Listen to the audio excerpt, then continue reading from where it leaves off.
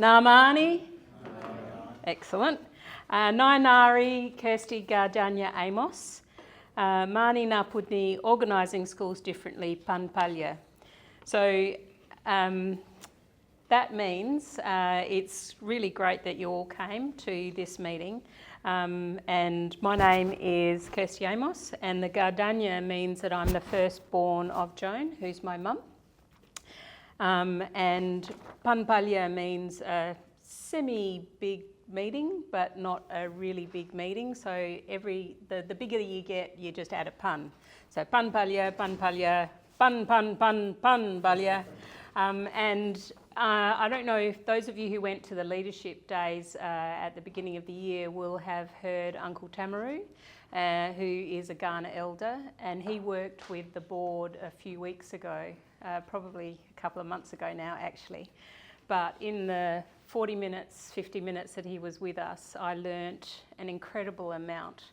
And one of the things that he wanted us to understand from the time that he spent with us was to have the confidence to have a go at speaking in language and to follow the protocols that he gave us. So he gave us permission to use the protocols. And if you remember, he said, stop being paralysed by fear. That really resonated with me, because sometimes I haven't had a go, especially at using language, because I don't want to get the pronunciation wrong or something. He hasn't had an opportunity to give me any feedback on my pronunciation yet, but I'm looking forward to that. So before I start, I'm just going to ask if there are any Aboriginal people or any Zenith Keth, formerly known as Torres Strait Islander people, who would like to do the acknowledgement or the welcome. So Uncle Tamaru said that was the first part of the protocol, and that it's respectful to give the Aboriginal people the first opportunity. He also said that there might be some people in the audience that might like to say, oh, you're just chucking us under the bus by offering us that. And he said, that's okay, because just say that you are proud. As I am, I live in a beautiful country, as we all do, so it is with great respect that I deliver the acknowledgement. And it goes like this, I think, in language. Naglu tampadi Ghanayada, Yancha Mina, this one always gets me, Naglu, Panaka Twila Yadanya, pretty sure I got that bit wrong, Natalia. And what all of that means is that we acknowledge and respect the Ghana people, the Ghana land, and the Aboriginal and Zenith Keth people. We know that they have great respect and spiritual relationship with the land, and we do this acknowledgement with great respect. Anyway, that's my probably third go at that. Each time it's slightly different. Sometimes I think it's better, sometimes I'm not quite sure. Anyway, I think the biggest thing that Uncle Tamaru taught us was that just by having a go, we are paying respect to the Aboriginal people and the land on which we meet. So without further ado, thank you very much for coming. I know that there are some competing events this evening, and there is actually one at the moment, Charles Fidel, so I'm expecting a few people to come in as that finishes. So if you're speaking and people come in, please don't worry about it, just keep going. But we have two amazing sites, of all of the amazing sites that we have in South Australia, but two sites that are going to share with us what they're doing, and we look forward to that. So first of all, I invite Richard and his team up to talk to us about what they're doing at Seaton, and I think that we just need a little bit of technical support, which I am not good at. And the genesis of these sessions were sort of twofold. One was a response to the imperative that we all have at some stage. Some of us have just had it kicked down the can down the road another year of the extra hour knit. So there were some schools that were already have gone through that. Others, it's very imminent. They have to be doing that next year and subsequent years. So that was part of it. And that also led us to think we need to start to think about doing things differently for that reason, because we have to, but also we didn't want it to be just because we have to. We wanted to have a bit of a focus on it's a good idea anyway in many cases, and it's a better way of doing things, not just a different way. It's not just about saving. So hence the first session was more about how do you manage when you have to. This session is sort of starting the process, as will subsequent ones, about how can you do things a little bit differently. So we're going to talk about that from our context. Do we have a clicker? Or oh, we do. Thanks, Sarah. And I'm going to start, and then I'm going to hand over to Tom, and then Sarah going to talk a bit more about the specifics. So why don't you set the scene? Well, we've been doing a lot of work for a long time around innovative ways of doing things differently in terms of the teaching and learning programs. And when this is something that one of our past education directors said that they liked about the process that we were working through and the school, that we were being innovative without being reckless. So it was about a process. So hopefully what you'll see tonight when we talk through is that what we've ended up with, some of the examples of things that we are doing very differently, but also the process that allowed us to get to the point where that's effective and sustainable. And that's from that as a bit of a mantra. So certainly from the sense of there is a certain amount of disruption, but not so much that you're being reckless with students' futures or present. Okay, so what we're going to talk through tonight is essentially our way of challenging the industrial, what's often termed the industrial model of education. So things like, you can see there in the list, one class, one teacher, content-centric, linear pathways, different year level groupings, subjects and silos, minimal use of support structures, standardised approaches to engagement, traditional seat, etc., etc. So there's some of the things that we've been challenging over a long period of time, and what we're going to talk about tonight is some specific examples of that, where we've landed, but also the process we've used to challenge some of those more traditional notions of what education has looked like, essentially since the 1800s. So, the first one we're going to talk about is our entrepreneurial SASE packages, and I'll hand over to Tom for the context of that.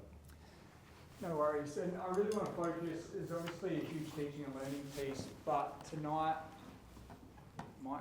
Okay. Oh, sorry.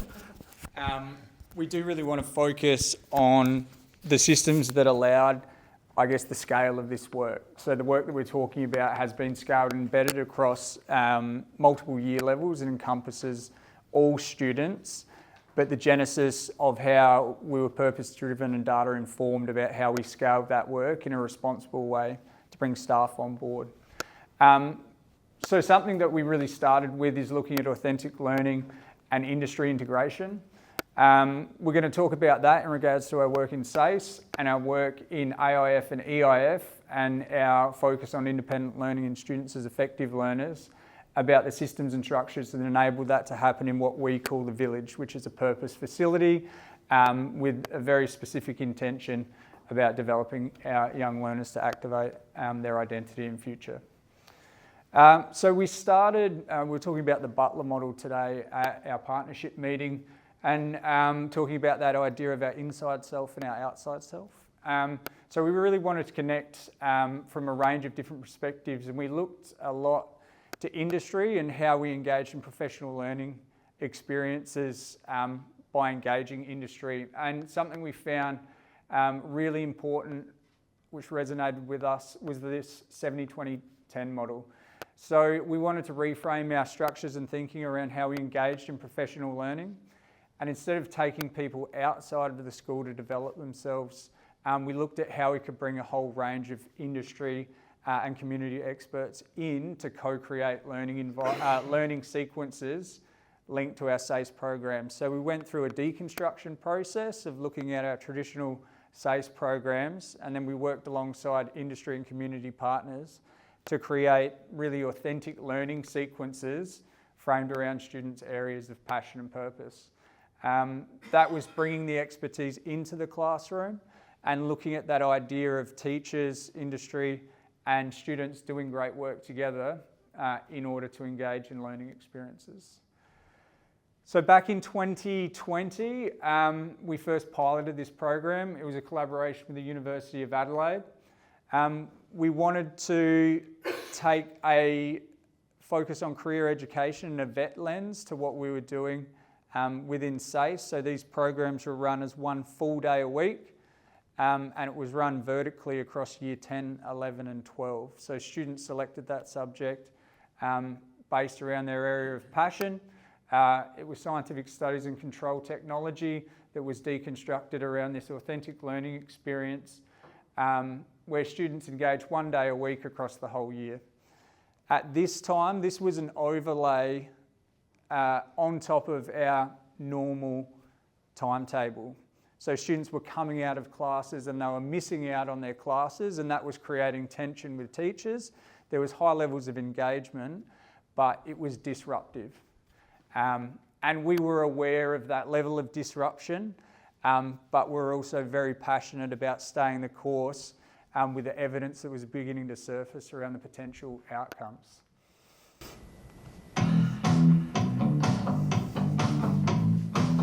Well, we know that the world of work for students these days is going to be completely different to the world of work for us. That's why we've developed our curriculum around these entrepreneurial capabilities and mindsets. We group students based on their areas of passion and purpose, so whether that's in sporting industries or performing arts or wanting to find their voice in modern media, there's programs for all students based on what they want to achieve. We just want students to feel like they have a sense of belonging and ownership over their learning, and having agency on their own learning is the first step to that. We co-develop and co-deliver the curriculum with industry, so oftentimes we have industry in the classroom where students can have a real sense of what it's like in that industry and in that community. The Changemakers Voices in Modern Media program gives our 10, 11 and 12 students the opportunity to work with collaborators in media, from social media to journalists to filmmakers, and to learn about the ways that we can use those different types of media to speak up about issues that students are passionate about. Having it as like a direct requirement feels strange. It's kind of like radical in a way. So as part of this program, the students got to go to the podcasting studio pod booth. They got to observe each other as part of that, so using each other as resources in their learning, and it was such a fantastic experience. Welcome to The End, the podcast that covers the ending of the most famous TV shows, and we talk about whether they're good or not. It's a really good opportunity to explore all those mediums of media and kind of find which one's a fit for you. The Changemakers program has really helped with the realities of literacy by seeing the way that literacy is used in these real world scenarios. It's given that value to students. It gives our students the opportunity to see what it's like in a workplace where you do get to have a say in what you do and what you achieve. That is real life. Why should school be any different? And of course that has a significant impact on their achievement because they have ownership of what they get to learn about, how they get to present their learning and who they get to work with. We find that all students in high school can find success regardless of their backgrounds or what they're coming into the class with our applied environmental science subject where students are gardening and looking after the community garden at school. I think this is going to be a really useful skill in the future, being able to grow my own food and sustain myself. We get to nurture things, grow plants. It's very fulfilling to see something that you've cared for finally grow into something that you can eat on your plate. Absolutely love it. So they have a real understanding of the sorts of things that they might want to do post-school. They can identify pathways, opportunities in areas that they've already identified they have a passion for learning in. If you get students connected, they'll feel like they're engaged in their learning. The trade-off, apart from it being more meaningful learning, is that they achieve better results. The best part about my job is getting to engage with students and encouraging them to talk about what they are passionate about. Teaching kids to read effectively, teaching kids to think critically about the issues that they are facing and to speak up is something that's so powerful for our young people. They are going to be the ones to fix the world, so I'm really excited to have been part of that. So for us, that's a bit of an insight into anecdotally what we were seeing from the students. There was a huge focus on student agency, students being effective learners and that deep level of connection within the classroom. There was clear that there were significant adults to those young people and we saw that manifesting as high academic achievement. But across 2018, 2019 and 2020, as I said, there was the building of tension as that was overlaid across our traditional structures. So we knew that we had to innovate and change if we wanted to scale.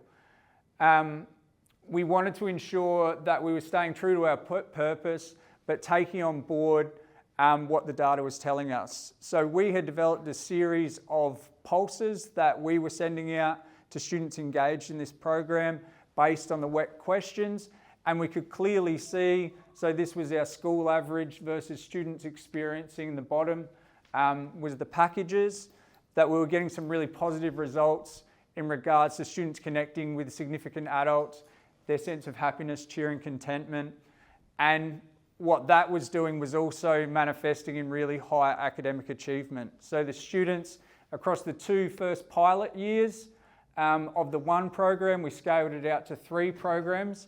We could see that not only were students developing from that WEC perspective, but we saw really high academic achievement.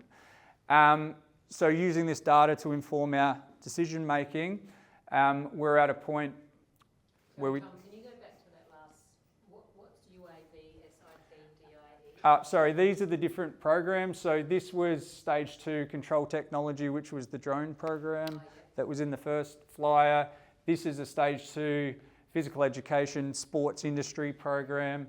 And this was integrated learning through the lens of design innovation. So yeah, 3 different SACE programs delivered in that package format. So vertically grouped students, 1 day a week. So handing over to Richard, this is what was developed.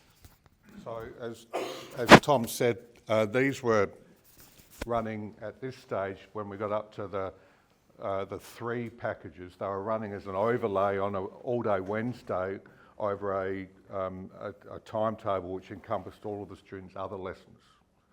So there was a bit of a tension here, the classic, why are you doing that package when you should be in my English class or my maths class or those sorts of things. So we knew that was happening, but we knew that we needed to make a change, but we wanted to make the change to, we end up with a timetable that looks like this.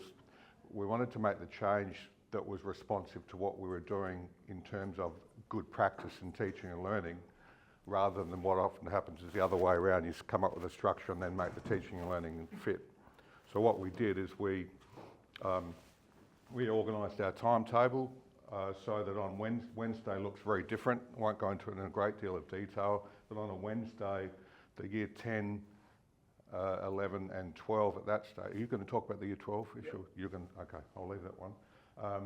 They weren't missing lessons. It was an all day was different for them, and the middle school at that stage, originally 8 and 9, but now 7, 8 and 9 are doing more of their English time and also delivering load. So Wednesdays look very different at the school, and there's no tension between missing real subjects to do these packages, because and it was the progression then allowed us to increase to now we have 12 different packages that happened on a Wednesday, and all 10 and 11.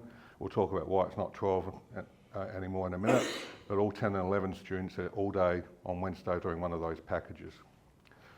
So that's really talking about the fact that this was really good practice.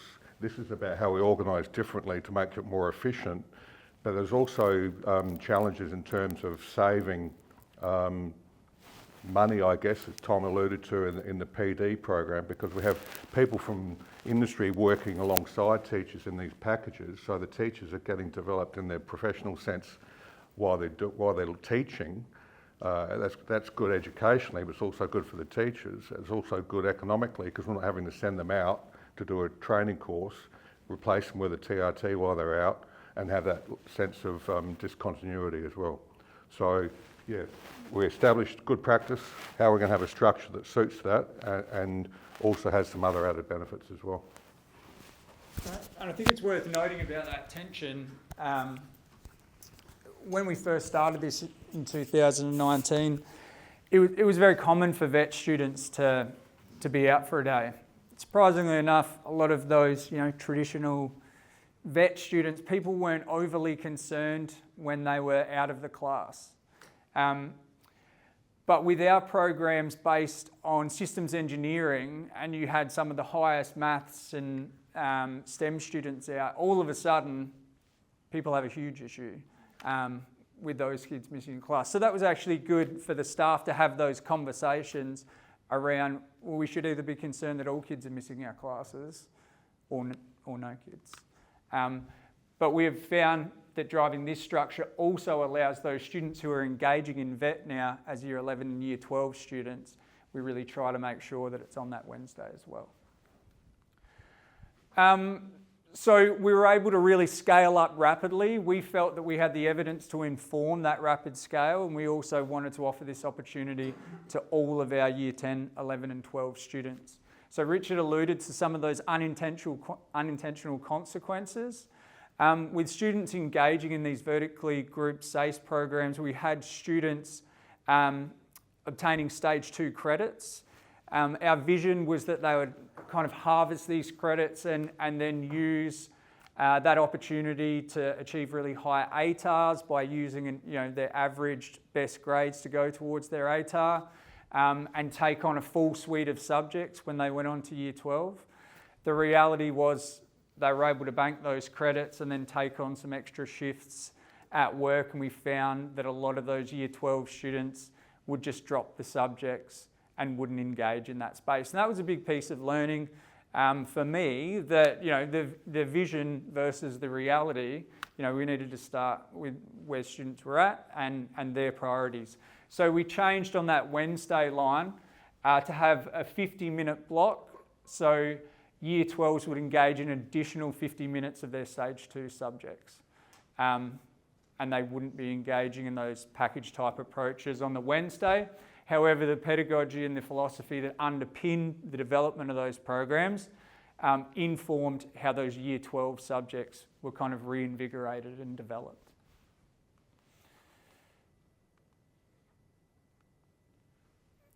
So a huge driver for us was looking at how we bring together teams of teachers and industry to work alongside each other in that vertically grouped scenario on our Wednesday programs.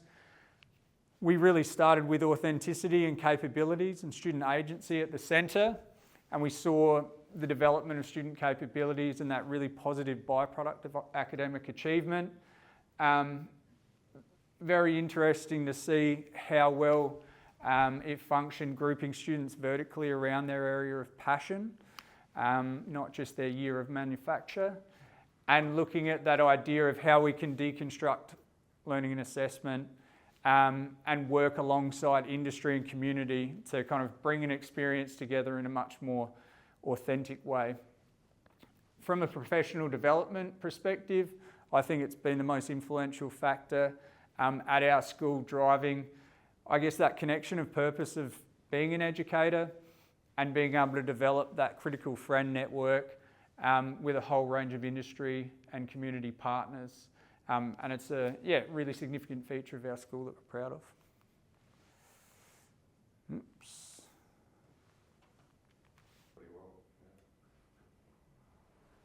Thank you. Great, thanks everyone. I'm going to talk about how the work in the packages then informed some of the work that we did in what we call the village at Seaton High School. Based off I've got this clicker problem. I'll just stand here. Is that okay if I stand here with the camera? Based off of the strength of the packages, we then looked at running an external package with the School of 42, which is based out in the CBD. And this was offered externally to all schools across the state, and we had about 50 students across multiple sectors engage in the package, which was run for 4 one-week blocks across the year. And it was run under Stage 2 digital technologies. And I won't go into the details about about the curriculum in that space, but what the School of 42 did was very eye-opening in terms of the way that they delivered their education. So the School of 42 is offered to all people. It's a free coding school for people 16 years and over. And so we wanted to bring a SASPA program based around digital technologies. But when we went into that space and saw how their education was delivered, we noticed a range of different things that we thought were really conducive to what we're trying to achieve in contemporary education. That was their blended staffing model to allow for wraparound support for all students.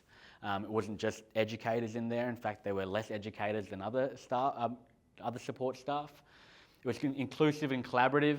and it relied a lot on being self-paced and having peer-to-peer pedagogy. There was industry work experience opportunities, and also students were set in squads, and they would have squad meetings where those groups would be sort of responsible and accountable to each other, these students, to support each other and work with each other to help each other achieve those outcomes. There's a big focus on station-based learning, so students would know that different areas of that space were utilised for different purposes, and that was purposely designed, and students were aware of this, so they knew where to go when they needed a specific type of learning based on their own pacing and where they were at the day, and that also included some regulation spaces. So us as a school, we knew that we had some programs and processes that we needed to look at implementing, and we didn't want to just do these things in traditional education formats. So we had the implementation of EIF and AIF coming up. Our school has a pretty robust independent learning program developed for students to develop their skills as independent learners. We wanted to include pathways planning in this and also know the importance of having wellbeing and engagement programs. So for us, it was looking at, instead of doing these things in isolation, how can we bring all of these processes together in a contemporary form? And what we were able to come up with was this concept of the village. So this is a purpose-designed building in the school where we've got 4 classrooms that have open doors so you can create multiple classes in one, and then the breezeway in the centre. All of our EIF and AIF lines are timetabled into this space. And we have 3 classes of EIF or AIF going on at each time. And there's a really strong focus on utilising the space in a sort of contemporary format. And we didn't just want to focus on EIF and AIF solely. We know the importance of those subjects, less from a curriculum standpoint, but in terms of the learning and the experience and the value for students. So we wanted it to be a place where relationships were fostered, where it's safe for students to try new things, and where everyone develops their own sense of agency in and through active and lifelong learning. So that's the mission statement of the village staff that was created for that. And where we landed in terms of how we were going to have all of that come together was what we think is a unique staffing model, where we have teachers in that space, but we also have student mentors on each line, and they're responsible for floating around at different points, taking students who require support into the room and using those breakout spaces. We also have career practitioners, identities and futures. We know how important it is for students to look at EIF and AIF through the lens of potential career opportunities.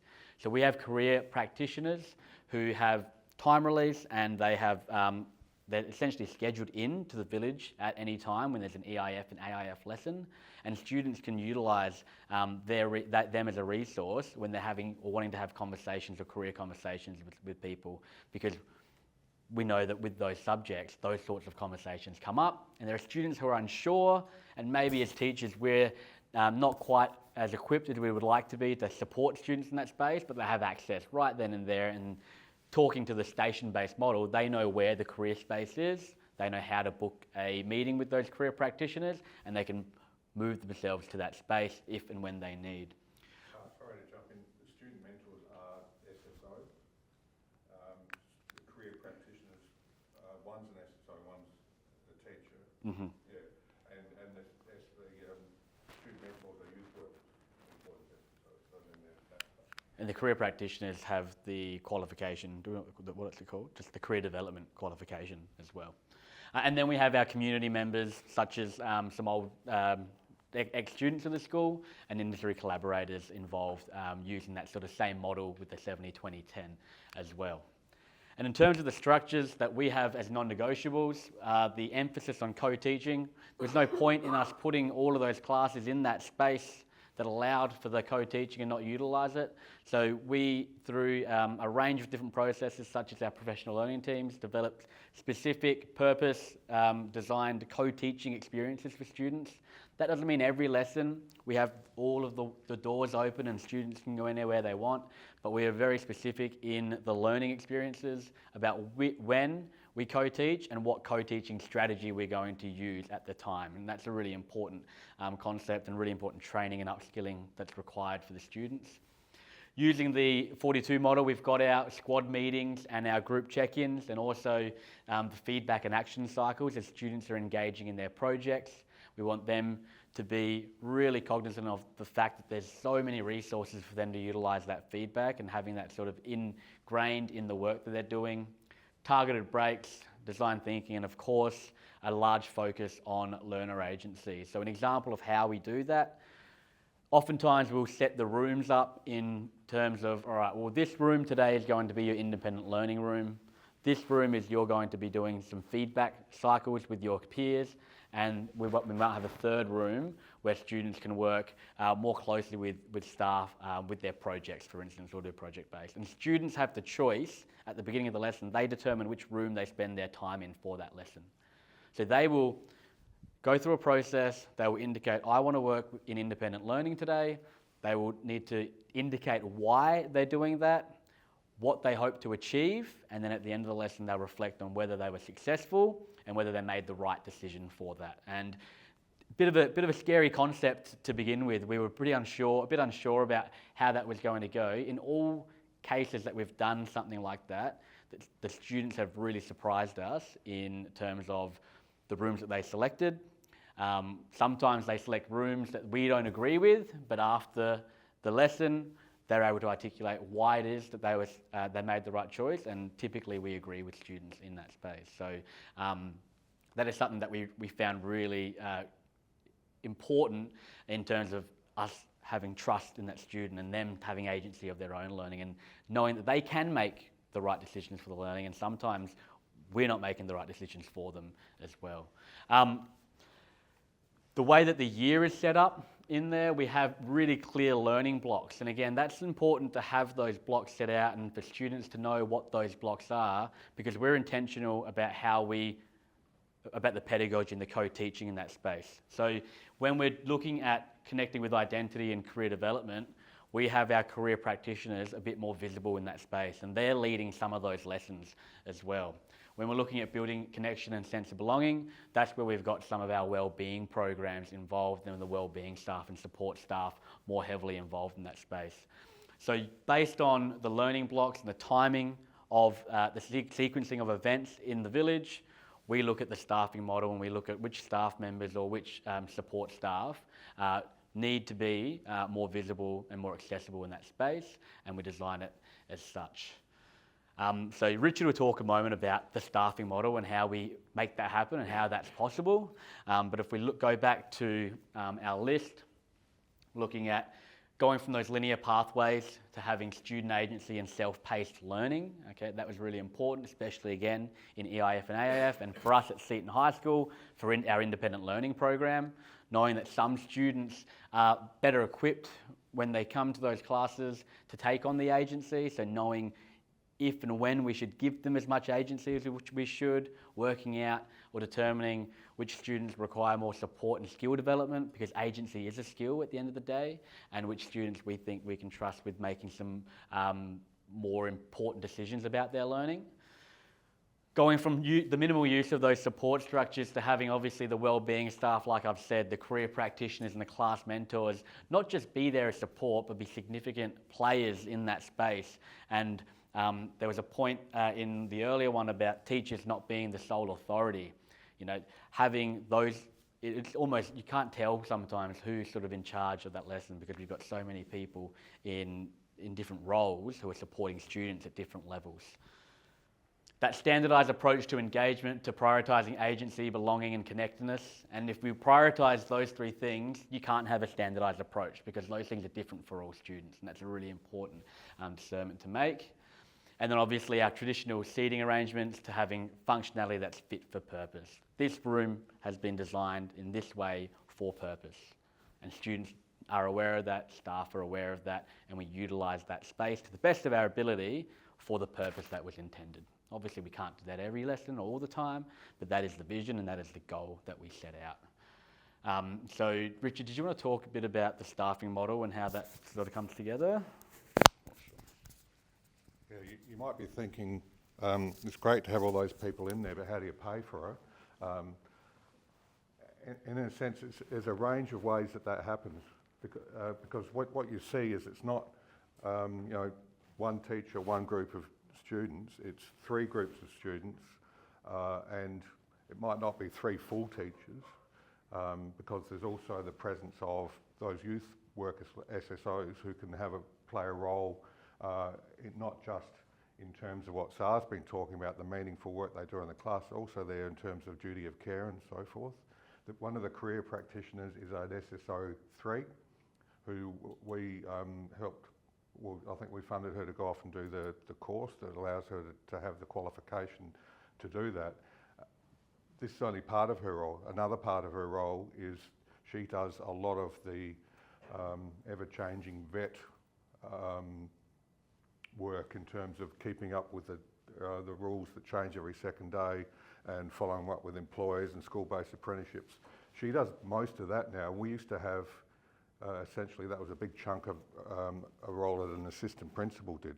So this is that notion of you don't want to pay an educator, a leader at a high level to do work that is better done and more efficiently done and more effective in terms of funding by someone at a different level. So she has a big role in the school, but also does some meaningful work in here, which she absolutely loves, and we get really good value from her position in that space.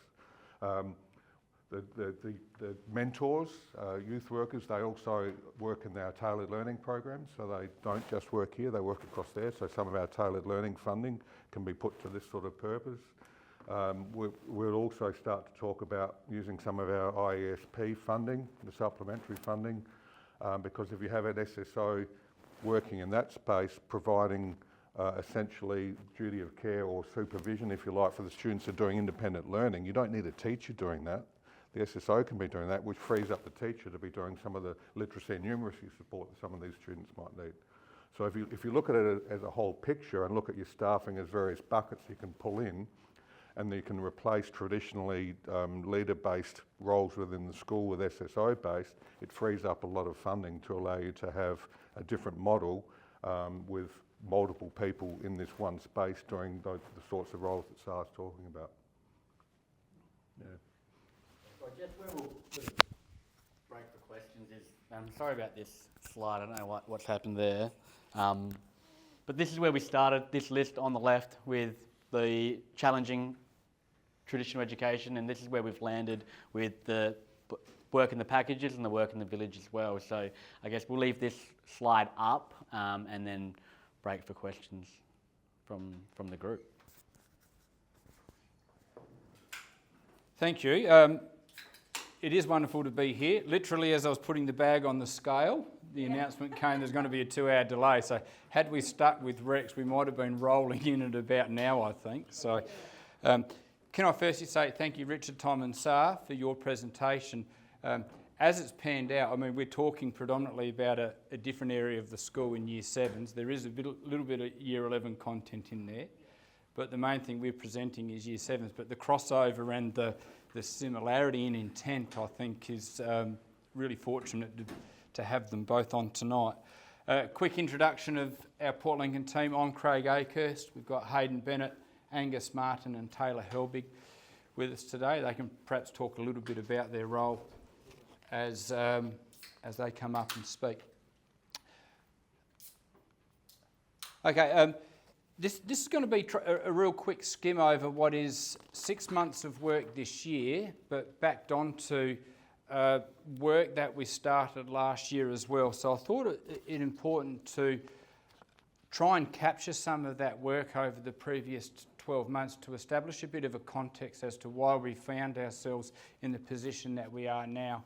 For our school, there are a lot of little things that happened all at a similar time, and we were really fortunate that we took those opportunities. So I'm going to skim over it really quickly, and the team will do their parts as well, and hopefully allow for some questions and some at the end. But please feel free to jump in. I'm one of those presenters or speakers that really appreciates the interruption in the conversation, because it'll probably drive where we go. So please don't be shy in jumping in with a question.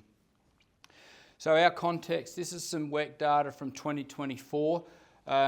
Some of it was quite confronting for us, particularly with only, around half of our students being able to nominate an important adult in our school. And this one down the bottom here, around only 26% feel that strong connection or that high level of belonging with our school. So we started with unpacking that and thinking we need to attend to that data set. At a similar time, and you'll recognise some of this, thank you for the presentation that you found. We listened to Martin talk at the SASPA conference, and he talked about that notion of the upward spiral. That really interested us, particularly that area of belonging, because it was some of that WEC data that came through and was really confronting for us. This is a photo here from early 2024. It's a result of a reciprocal round process of observations, and the post-it notes here are around every time we would walk into a classroom space and see learning intentions and success criteria displayed. So quite a lot of staff effort.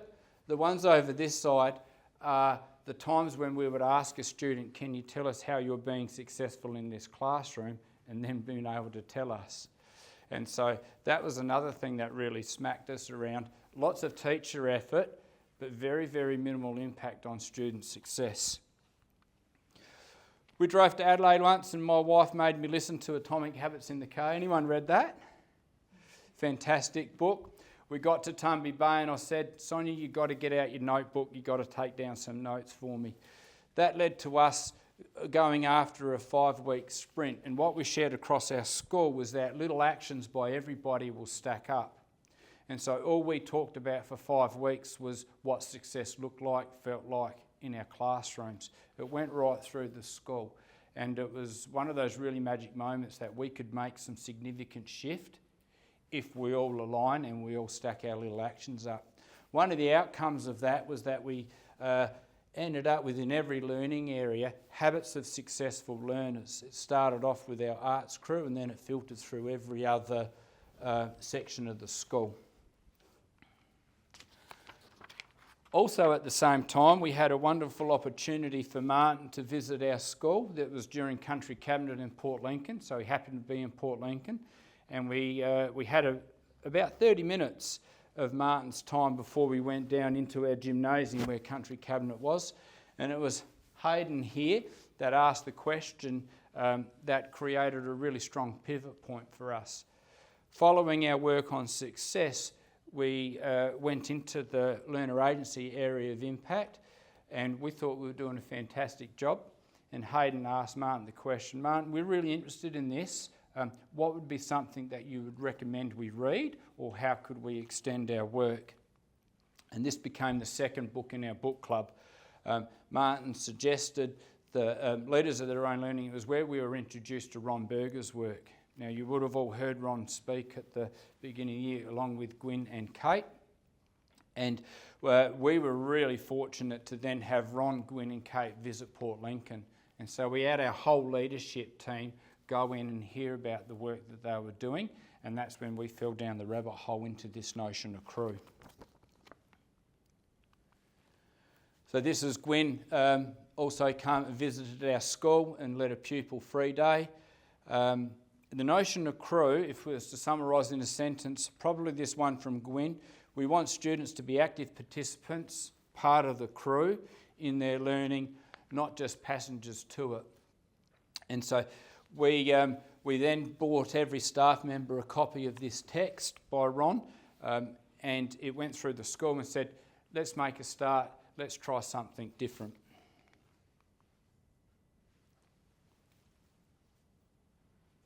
And I'll hand over to Angus. Any questions about any of that? That was a flip through about 12 months worth of work in about 4 minutes. All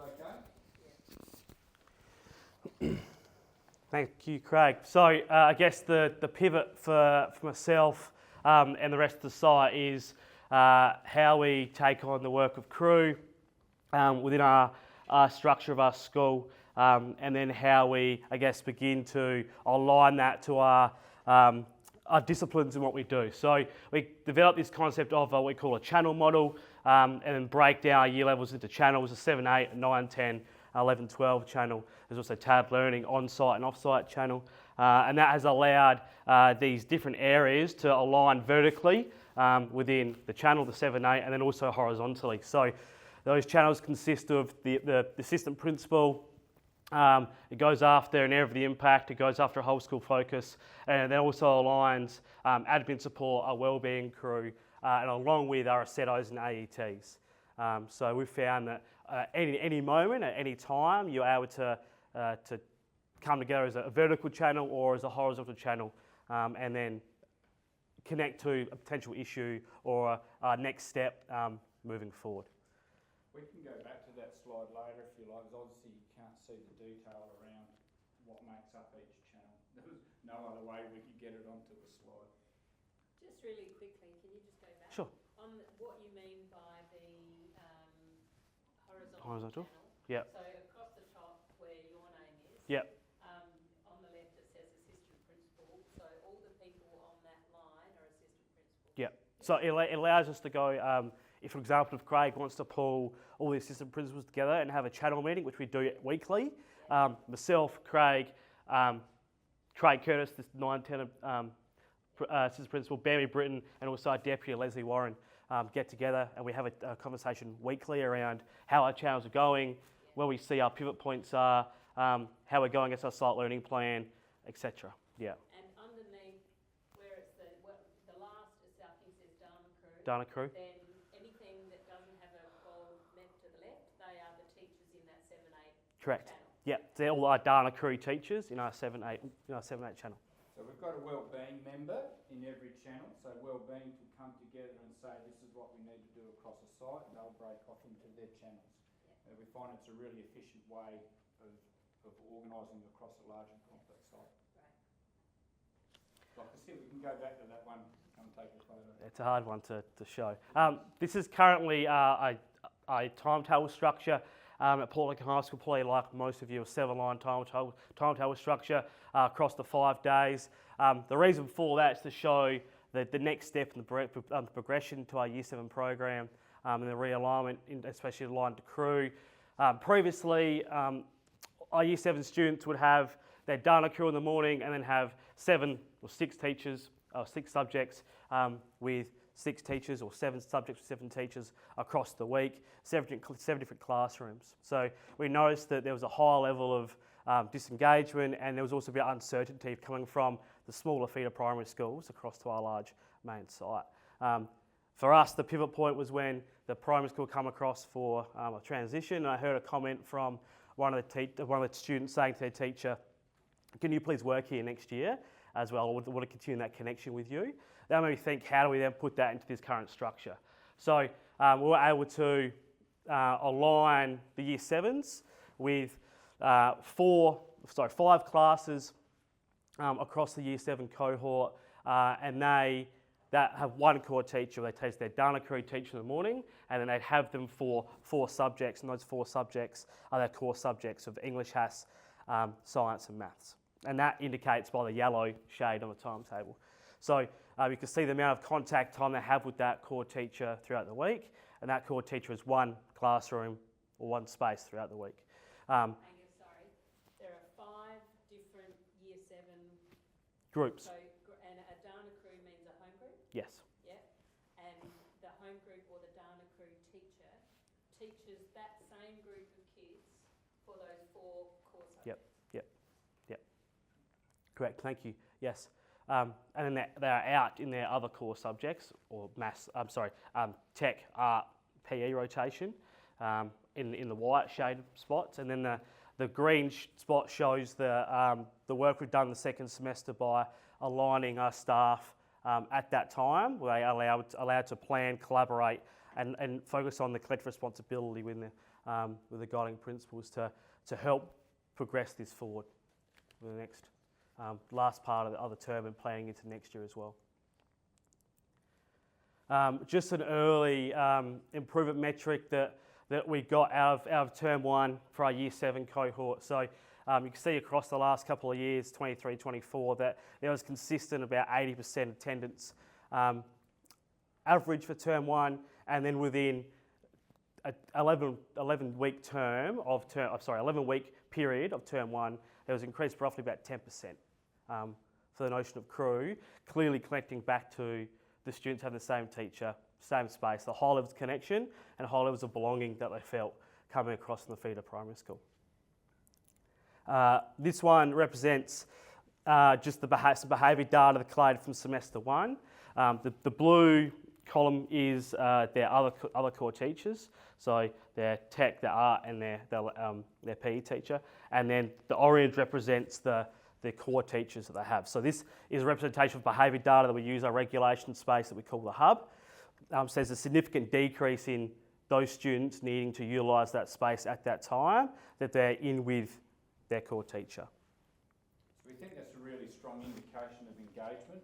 So students are obviously engaged in learning more when they're in with their crew teacher across those 4 subjects. So 4 subjects are represented with the orange graph, 3 subjects with the blue graph, and so it's not an even apples and apples graph. So there's one more subject in that red. So we think that's a really good data set.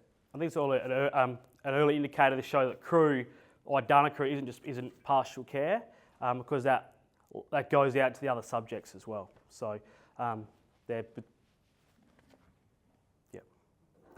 next one is just an image of one of our classroom spaces within our year 7 building. It shows that there's the 5 classrooms in that space, and it shows how the students, the teacher have developed their connection to that space, as well as valuing the student ownership, the school values and the crew concepts are front and centre, everything they do. And in the corner here, it's a lot of what we call beautiful work, with students presenting their work on display and proud to show what they've done in their subjects in that group.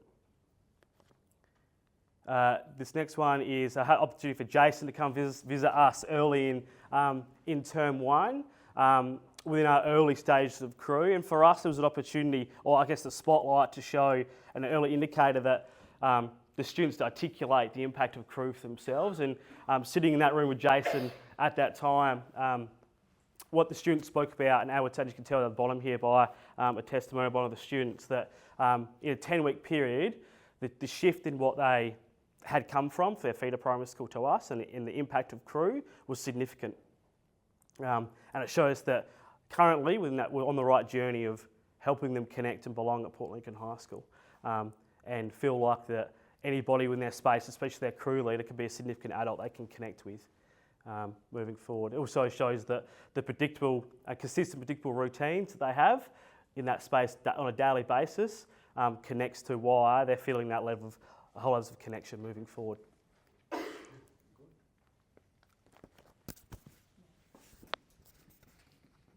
questions while there's a swap over? Pretty impressive, is all I have to say. So the crew, the core team, with that same question afterwards? Yeah, sure. In case I forget.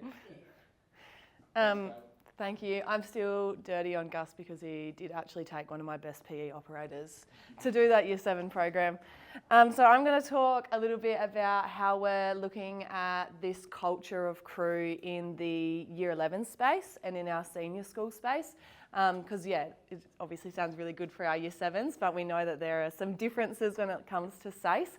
And I guess so what that looks like for us and how we're working with that at the moment. So to start with, we did something similar in terms of unpicking where our opportunities are for our Dana crew time and how we can, I guess, foster a relationship in that space and then carry that relationship through to curriculum. So for myself and our senior school AP, we spent some time, unpacking who we might have as our EIF, AIF teaching team, and then where we could fit them and if they would be the right fit for our current Year 11 cohort, so our current students at the moment. And we were really, really lucky in that we had a really, really beautiful blend of teachers, experiences, different areas of curriculum to come up with our 10 Dana crews, and then our 5 EIF/AIF teaching groups. So what we've done is we've joined 2 crews in our morning times, and pulled them together to be our EIF, AIF classroom. So for example, myself and Hayden, we've got 11.5 and 11.6 as our Dana crew. They're students who actually identified either myself or Hayden as someone in the school that they already had a level of trust or a level of relationship with. So we've joined them together, and then they as a collective come in and do EIF with myself. We also had a little bit of work, and it's... That question there, sorry, I know you like to interrupt, I'm not sure if you do. Go for it. Quick question there, so were these picked and then year 11s asked, or year 11s asked and then these? Year 11s were asked at the end of last year who they would have as a person if they had the choice of a person. In that process, Bambi, our senior school leader, started mapping that out, and then conversations between Bambi and myself around who was I going to be staffing in this EIF, AIF space. Does that match up with what our students have identified?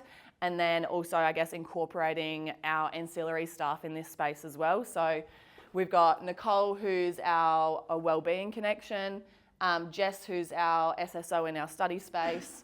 Then we've also got Chantel, who's an ASETO. Holly and Tennille also work in the Aboriginal EALD space.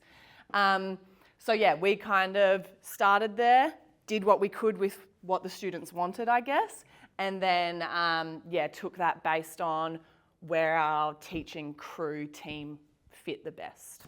So that's where we started. Bambi, our assistant principal in senior schools, is now starting to think of how she can add a layer of English. I did strategically talk about it, just so you know. So I guess when we're looking at EIF and AIF, there are some really commonalities between our crew concept, our crew culture, and where I guess we want our students to go, or what sort of people we would like them to be. So Hayden and myself, we have started unpacking these crew character traits, our values, a lot of exploring that identity layer of SASE just in our crew anyway. So unpacking what it means to be someone who is empathetic or compassionate, or what success looks like for you, what resilience looks like for you. Unpacking that in our crew space and being really vulnerable in showing that to our students. And then it just has been this really beautiful transition, because I'm working with those kids in Dana, in crew, to pull that across into EIF. So what we are finding is our students are no longer being, I guess, those passengers in their learning. Instead, they're taking a lot more control over what it is they want to do, who they want to be, how they want to get there. And I think the connection in our crew time has been really significant in that happening. So one of the things I guess I spoke about kind of just randomly with these guys the other day is there are a few students in our group who could very easily, when asked, who's your most inspirational player, could identify 2 footballers, a basketballer, a cricketing legend, and could just simply say, oh yeah, they're an inspiration because they can kick this many goals or do this or do this. But what I found this year, which I didn't see last year in taking this program, is that these boys, instead of, going to your stereotype of a footballer or a basketballer, actually spoke about how inspirational their mum is and how much they're appreciating their mum for the work that they're doing. And even though I know I'm naughty sometimes and my parents don't like it, I still have so much respect and time for my mum. And that's something, as a teacher who taught EIF and AIF last year, I really didn't see. And this year, the vulnerability in their language and their writing and their conversations with one another was really significant.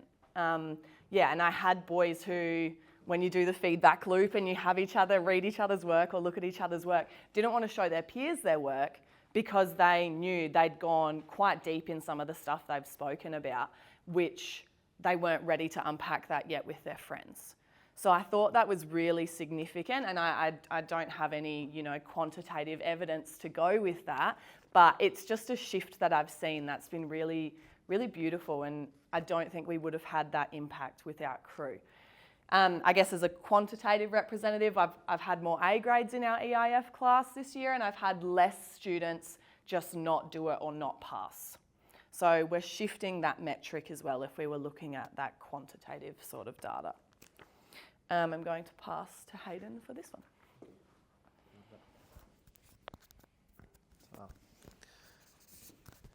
So yeah, I'm just going to highlight some of our, I guess, short-term indicators. As we know with the Year 11s, it's been a significant cultural shift. They've been used to that pastoral care or home group time being quite repetitive and with no real impact. So this focus on crew, some of the things we've seen really early, we've got 3 students at an 100% daily attendance throughout the year. 70% of Year 11 students are able to identify an important adult through the WEC survey, which is a 25% increase on the same group of kids. 8% increase in Year 11 students identifying an emotional engagement with their teachers.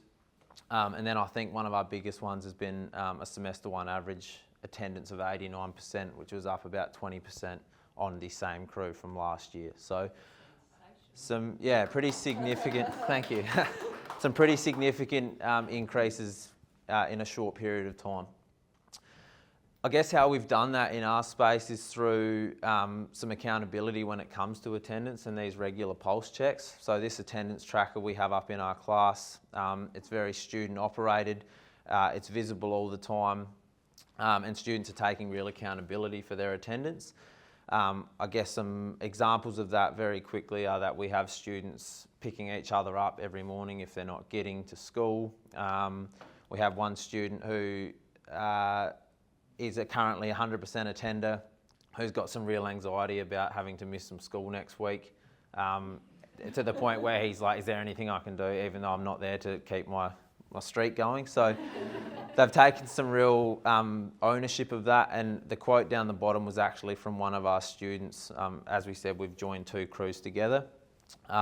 For him to make that comment in such an early period of time was pretty impactful as well. So some real indicators of success from an attendance layer very early. There's obviously, yeah, some bits there that we're still working on, but it also then allows us to identify those students and find some of the reasons behind that as well.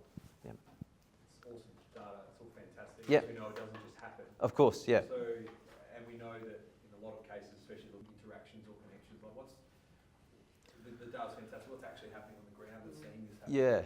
Well, I guess within our group, it's been that, I guess, vulnerability and really open about this is something that we want to target and be leaders in the space of at a Year 11 level. Again, this is looking at our crew.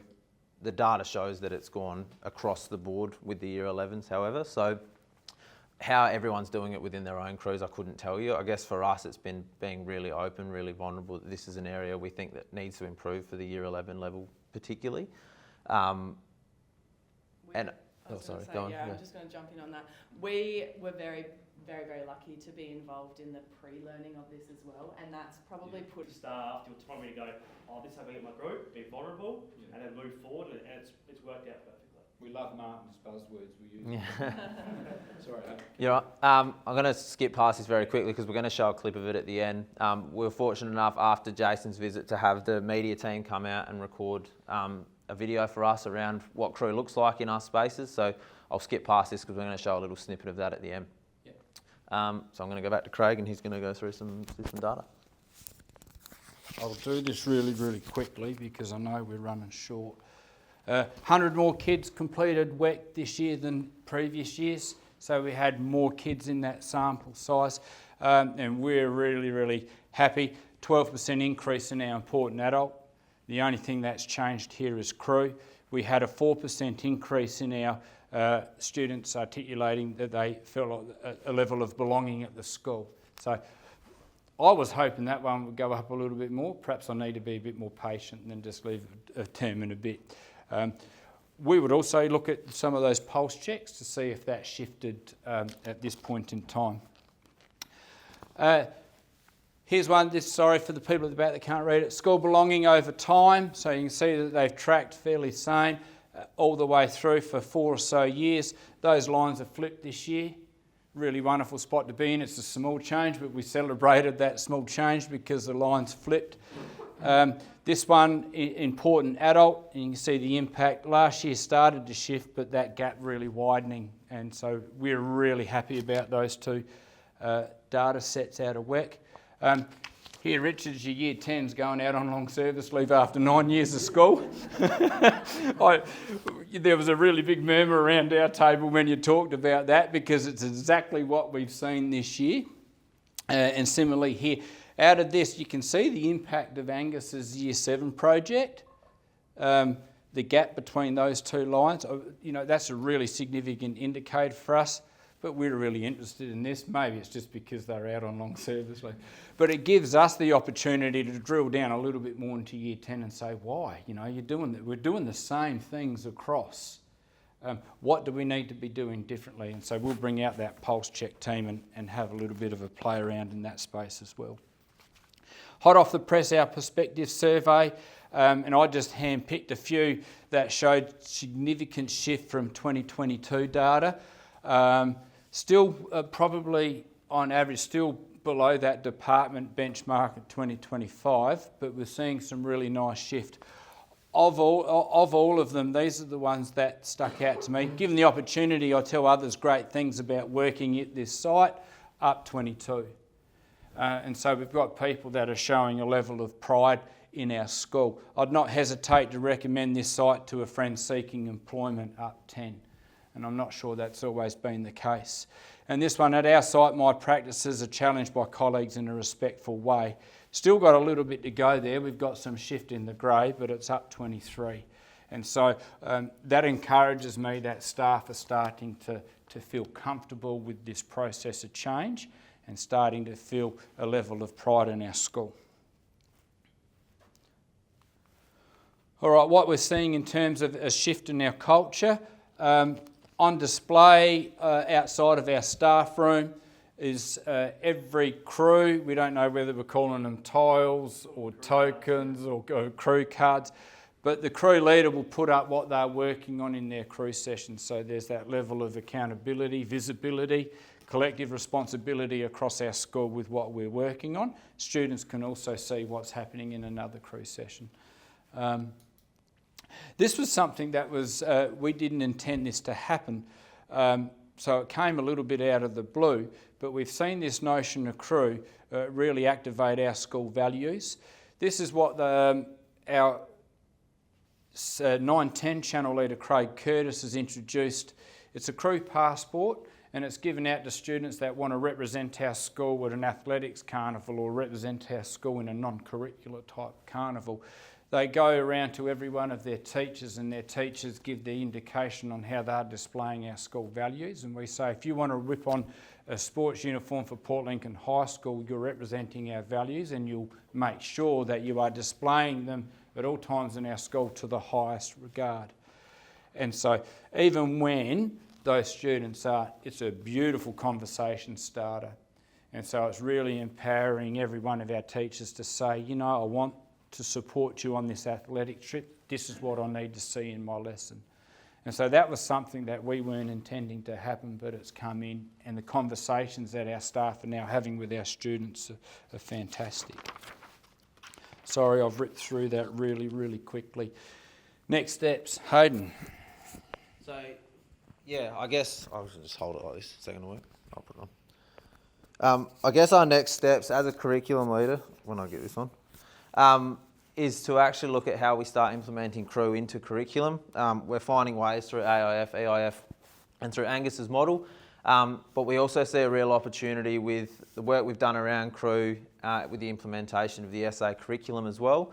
And we find those two combine really nicely with the habits that we've developed of successful learners. So we understand that crew builds character. We think our best way or mechanisms of doing that is to start by, assessing our habits or evidencing our habits of successful learners across learning areas. The grapple is how we do that, whether it's through reporting, whether it's through classroom opportunities. But that's, certainly our next steps moving forward about how we can start moving that crew concept into our curriculum levels. I'll talk quickly about my part and then I'll pass to you, Angus. So I guess our work as leaders and I guess our ambitions around what we're doing has given us the opportunity to be involved in these exploration projects. We're currently tied up in all of them. Taylor and myself are working within the evidencing, assessing and reporting on the dispositions. That's our real focus. So we see that opportunity with the habits we've developed really fitting quite nicely into that bracket. And we've had the opportunity to speak with some networks around that. And as you'll see, where does this fit with learning expeditions? Again, that's sort of our next grapple and our next line of work. So that's where we're moving to in that space. Probably to answer your question before around how did the Year 7 teaching crew opt in? I guess for us, next step is what we call phase 2 of Reimagine Middle School, where going into Year 8 and then into Year 9. Again, throughout holidays of curiosity, teachers just begin to opt in. So to the point where they're approaching myself and Craig Curtis, the 9-10 assistant principal, wanting to know more about what is this looking like at Year 8? What is it looking like at Year 9? They want to be involved, they want to be a part of it. They've seen the levels of connection the Year 7 team currently have and the success they've had in a 6-month journey. They want to be a part of that group. It's the point where I've floated the idea to the Year 7 team to go to Year 8 next year with the same model. They follow the kids through. That's the idea of crew. You follow the kids all the way through, and at high levels, so they can help them be more successful moving forward. But they've actually opted to go back to Year 7, start again with the learnings they've had within the last 6 months, which is they wanted that. I didn't have to push that. They got that as well. And then I've had expressions of interest from staff for Year 8 with the same model, and then Craig's had expressions of interest as well with Year 9. So the way that Year 9 will work is they'll focus back on the core subjects of maths. We'll have a teacher at the same group, like 9A, for example, for maths, and then 9B, and then science, etc. So we'll have the same group of students across the board. Yeah.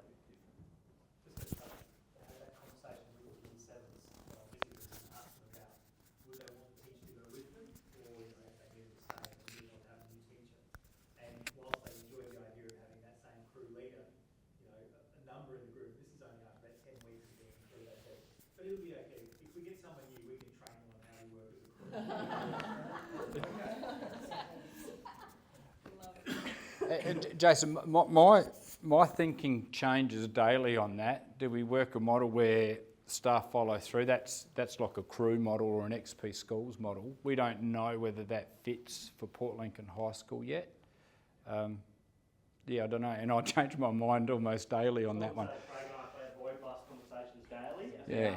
What that looks like. It's phase 2, as we're calling it, because depending on the day and the information we get from the students, it changes. They stay the same. It's a pivot. Yeah, and implications for staffing too, because what we've traditionally done at Port Lincoln High School is against every year level had a teacher release position, which is sub-school support. They assist the assistant principal, follow up behaviours, connect with kids. We're thinking, do we need that? Do we need that in Year 7 with that behaviour data that we're seeing? How else could we have that, 0.2 equivalent? Could we put that into a crew budget? Could that facilitate some other opportunities for these students rather than spend it on staffing? So that's the conversations we're now having as a leadership team. Craig, I just want to point out, please. I know that there are too many high schools, none that I've been in, that would be talking about reducing the level of support for behaviour. That's sensational. We're whispering it. No, but it's a genuine conversation around, okay, we get this rolling in both of these year levels and we see this data trend that we're seeing. Why are we having, and we call it at the high school, and it's in our site learning plan, we call it challenging misaligned practice. We just don't want to be doing things because we've done them for 10 years. And if we're in a spot where we can reallocate that 0.2 into something else, let's talk about it. The reason that you're thinking about not doing it that way is because there is early data that suggests that maybe you could use that resource more A little bit differently. Which is super exciting. It is. Sorry, Craig. The current sub program is cost neutral. Yeah. It hasn't cost the school any more money to run the current. It's probably saved a bit of money in a sense. It's a smaller cohort, so it's same as Year 8 next year. It costs us nothing to do that. Yeah. Last little bit on this slide. Gwyn presented this this quote, slow is smooth, smooth is fast, and it took me a long time to understand it. But it's something, what we've seen, we haven't gone flat strap with this. We've allowed ourselves to be, on my word, clunky, to make some mistakes, to try things out. But our change that we've seen has been really rapid. And we're excited to see where it's going to be in 12 months' time. But we didn't set out for it to be so quick. So we love that. We think we're going to put this through every classroom. In fact, one of those posters is slow is smooth, smooth is fast, we are crew.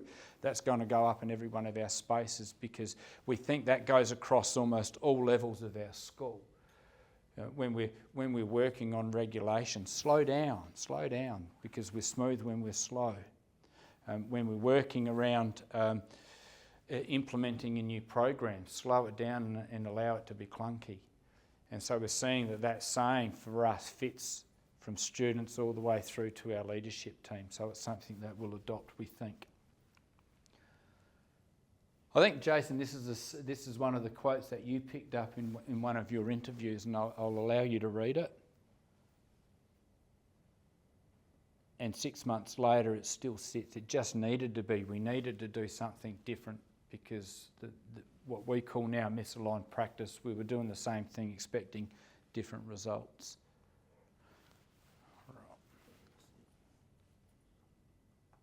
I find crew as bonding relationship at this school because previous years at high school, you just come in, sit down, take your bag off, don't even look at the teacher just marks you off the roll. Sit, chat with mates 10 minutes, 15 minutes, and you're off. You don't really build any type of relationship with the teacher or anyone. Compared to this year, they've really tried to bring in building that relationship and getting to know who you are as a person rather than just seeing you as a student. I feel like in a school setting, like you need to have somewhere where you feel safe and just people to go back to, because it is a pretty big school. There's just people everywhere, but with crew, like you feel like you just have that home base. Yeah, definitely. I think it's definitely driven me to do my best now, whereas I found the work easier in the early years and then I kind of slacked off for a bit, but then now I really want to succeed and I want to go to uni, and I feel like crew has definitely made that happen. What I'm seeing for the learning for my kids is that everyone is making progress. We're pulling each other up. If one kid is really, the maths concepts are really sticking for them and they just get it, they're not going, I'm fantastic at this. They're going, I'm doing this really well, but hey, you look like you might need a bit of help. Here's how I learnt it, or this is how I've been thinking about it.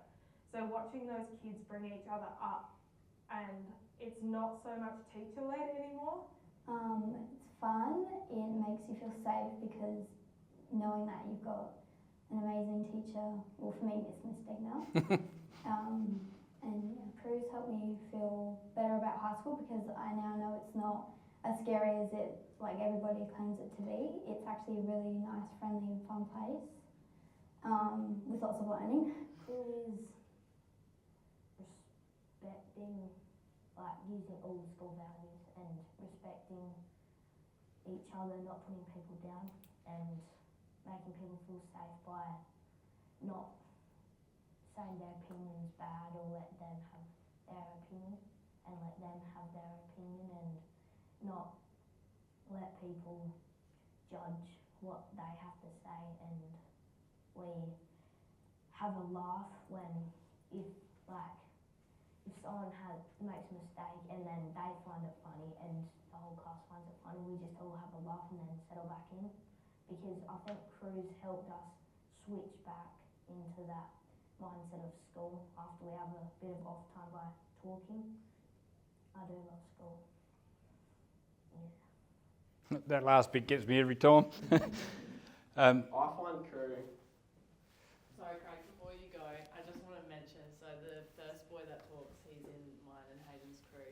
He was definitely on a pathway probably out of school last year, and his attendance last year was pretty awful, and he's actually one of our students who's currently on 100% attendance for the year. So pretty significant change for a young man.